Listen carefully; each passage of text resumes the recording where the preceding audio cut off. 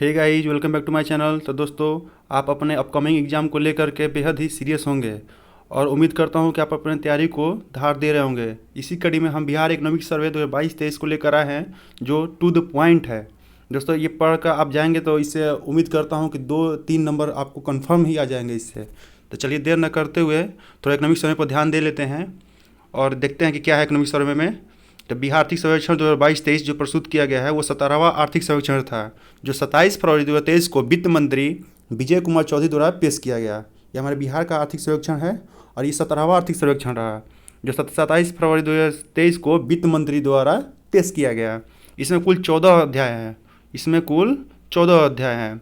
चलिए आगे देखते हैं। आर्थिक विकास दर जो था बिहार का हमारा 10.98% रहा। ऐसा इकोनॉमिक सर्वे में विजय कुमार चौधरी जी ने बताया कि आर्थिक विकास दर 10.98% रहा, जो कि आंध्र प्रदेश और राजस्थान के बाद सबसे अधिक रहा। यानी तीसरा नंबर पर विकास दर हमारा बिहार का रहा। चलते दूसरा में देखते हैं। सकल राज्य घरेलू उत्पाद जो GSDP होता है वर्तमान कीमत पर, वह है 6,75,448 करोड़। वर्तमान की कीमत पर GSDP हमारा 6,75,448 करोड़। इसमें 15% की वृद्धि दर्ज हुई है। अगर स्थिर कीमत पर बात करें तो 4,28,065 करोड़ रुपया जो है, इसमें 11% की वृद्धि दर्ज की गई है। आधार वर्ष 2011-12 के स्थिर कीमत निकाला जाता है। तो देख लिए GSDP। दोस्तों, GSDP पूछ लिया जाता है अक्सर एग्जाम में, तो इसमें याद रखना है आपको डाटा 6,75,448 करोड़। वृद्धि दर 15% रहा। और इसमें देखते हैं नेक्स्ट, शुद्ध राज्य घरेलू उत्पाद NSDP। इसमें वर्तमान कीमत पर 6,14,431 करोड़ रहा, जिसमें 15.2% की वृद्धि दर्ज की गई है। और स्थिर कीमत पर 3,82,274 करोड़ रुपया रहा, जिसमें 11.1% की वृद्धि दर्ज की गई है। अगर हम प्रति व्यक्ति सकल राज्य घरेलू उत्पाद की बात करें 2021-22 में, तो वर्तमान कीमत पर 54,383 रुपया रहा, जो 13.3% वृद्धि दर्ज है। और स्थिर कीमत पर देखें तो 34,465 रुपया, यानी कि 9.3% की वृद्धि दर रहा। ये प्रति व्यक्ति सकल राज्य घरेलू उत्पाद का है ये। नेक्स्ट देखते हैं। प्रति व्यक्ति शुद्ध राज्य घरेलू उत्पाद में वर्तमान कीमत पर 49,470 रुपया है, जो कि 13.5% की वृद्धि दर्ज की गई है। और स्थिर कीमत पर 30,779 रुपया है, जो 9.4% की वृद्धि दर्ज की गई है।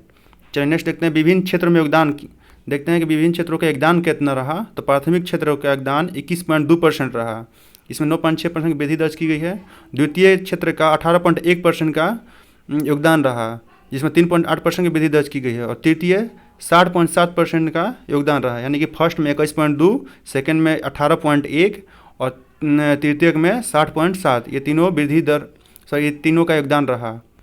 चलिए नेक्स्ट देखते हैं। सकल राज्य कोषीय घाटा जो 2022-23 का है, सकल राज्य कोषीय घाटा ये हमारा 3.5% रहा।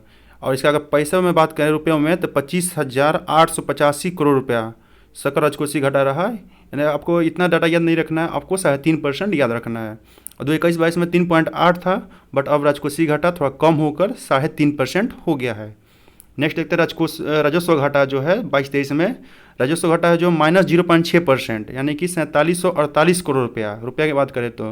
लेकिन दोस्तों, आप लोग परसेंटेज ही याद कर रखिएगा, क्योंकि अक्सर परसेंटेज ही पूछा जाता है। और 2021-22, क्योंकि यहाँ पर दोस्तों हम तुलना कर दिए हैं, 2021-22 इसलिए दिए हुए हैं कि कभी कभी पिछला डाटा पूछ लिया जाता है। तो 2021-22 में 0.1% था और इस बार -0.6% रहा राजस्व घाटा। तो दोस्तों यहाँ पर याद रखिए, सकल राज्य कोषीय घाटा 3.5% और राजस्व घाटा -0.6%। देखते हैं प्राथमिक घाटा कितना रहा। प्राथमिक घाटा हमारा 1.3% रहा, जो 9580 करोड़ रुपया रहा। और रुपये के टर्म में बात करें तो 21-22 का डाटा देखिए तो 1.7% था, बट अभी 22-23 में 1.3% रहा। बकाया देनदारी कितना रहा, तो बकाया देनदारी हमारा 38.1% बकाया रहा। अब जो पिछला डाटा भी वही सेम था 21-22 में, अभी 22-23 में भी वही डाटा है। मुद्रास्फीति की दर कितना रहा, इन्फ्लेशन रेट 21-22 में 9.7% का इन्फ्लेशन रेट रहा। ग्रामीण क्षेत्रों में 9.3% और शहरी क्षेत्रों में 12.2%। दोस्तों ये महत्वपूर्ण है, इसको जरूर ध्यान रखिएगा मुद्रास्फीति वाला ये पार्ट, क्योंकि पूछा जाता है। मुद्रास्फीति इन्फ्लेशन रेट 9.7% और ग्रामीण में 9.3% और शहरी में 12.2% दर्ज की गई है। चलिए नेक्स्ट देखते हैं। कुल खदान का उत्पादन कुल खाद्यान्न का उत्पादन 184.9 लाख टन का उत्पादन हुआ है। कुल खाद्यान्न का उत्पादन 184.9 लाख टन। ऊर्जा की प्रति व्यक्ति आय खपत कितनी है? तो 329 किलोवाट प्रति व्यक्ति खपत है हमारे बिहार में। जबकि कुल उत्पादन क्षमता कितना हो गया हमारा? 7785 मेगावाट। ये भी दोस्तों याद रखिए, एक बार पूछा गया था बीपीएससी में कि प्रति व्यक्ति खपत कितना है, तो उस वक्त थोड़ा दोस्तों कम था, बट अभी की जो डाटा हम देखें तो 329 किलोवाट पर व्यक्ति खपत है, जबकि उत्पादन है 7785 मेगावाट है। जीवन सभ्यता कितनी है? तो 59.5 यानी 59.5 वर्ष लोग की जीवन सभ्यता है बिहार में। और पर कैपिटा इनकम की बात करें तो सबसे सर्वाधिक जो रहा पटना, बेगूसराय, मुंगेर का रहा पर कैपिटा इनकम। यहाँ के लोगों को पर कैपिटा इनकम ज़्यादा है, पटना, बेगूसराय, मुंगेर। और सबसे कम रहा शिवहर का, अररिया का, सीतामढ़ी का। सबसे कम शिवहर, अररिया, सीतामढ़ी का। और शहरीकरण की अगर बात करें हम तो 16.2% जो है शहरीकरण हो गया है। शहरीकरण 16.2% के रेट से बढ़ रहा है। चलिए नेक्स्ट देखते हैं। लघु या सीमांत जोत का जो आकार है वो लगभग 75% लघु सीमांत जोत है। लगभग 75% लघु या सीमांत जोत है, जबकि बड़ी जोत जो है 1% से भी कम है। बड़ी जोत की अगर बात करें तो यहाँ 1% से भी कम डाटा में बताया गया है। और बिहार में अगर एनएच की लंबाई को देखा जाए तो 5940 किलोमीटर है एनएच की लंबाई। नेशनल हाईवे की लंबाई 5940 किलोमीटर। और जब स्टेट हाईवे की बात करें, स्टेट हाईवे की लंबाई 3638 किलोमीटर। 3638 किलोमीटर स्टेट हाईवे की लंबाई है। डिस्ट्रिक्ट हाईवे की लंबाई है 15,637 किलोमीटर। तो दोस्तों डिस्ट्रिक्ट हाईवे तो नहीं पूछा जाता है, बट नेशनल हाईवे और स्टेट हाईवे की लंबाई जरूर एग्जाम में पूछ लिया जाता है। जैसे कि एनएच की लंबाई 5940 किलोमीटर और एसएच की लंबाई 3638 किलोमीटर। रेल मार्ग की लंबाई अगर बात करें तो 3803 किलोमीटर रेल मार्ग की लंबाई है। देश में तीसरा सर्वाधिक पथ घनत्व हमारे बिहार में ही है। देश में तीसरा सर्वाधिक पथ घनत्व हमारे बिहार में है। कुल सड़क घनत्व अगर बात करें तो 3166.9 किलोमीटर प्रति 1000 किलोमीटर स्क्वायर में है। अगर कुल सड़क घनत्व की बात करें तो 3166.9 किलोमीटर प्रति 1000 किलोमीटर के तहत है। भारतमाला परियोजना के तहत 2023-24 तक 1652 किलोमीटर सड़क बनेगा। भारतमाला परियोजना जो चल रहा है भारत सरकार द्वारा, उसके तहत 2023-24 में 1652 किलोमीटर की सड़क बनाया जाएगा। कोयला आधारित ताप विद्युत की वृद्धि दर 9.1% रहा और नवीकरणीय स्रोत का वृद्धि दर 130.6% रहा।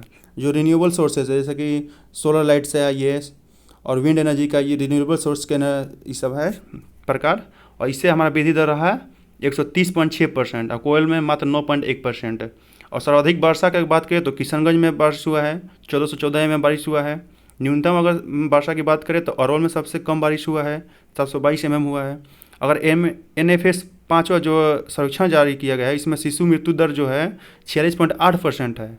NFS 5वां के जो अनुसार शिशु मृत्यु दर 46.8% है, जबकि ग्रामीण क्षेत्र में ODF 43.9% है। तो दोस्तों ये हमारा टू द पॉइंट बजट सर्वे का रहा, और आगे भी हम बजट का टू द पॉइंट ही निकाल के लाएंगे। तो दोस्तों कैसा लगा वीडियो कमेंट में बताइए।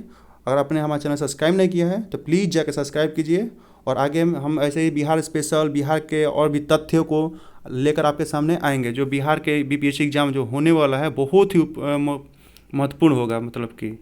चलिए दोस्तों तब के लिए धन्यवाद।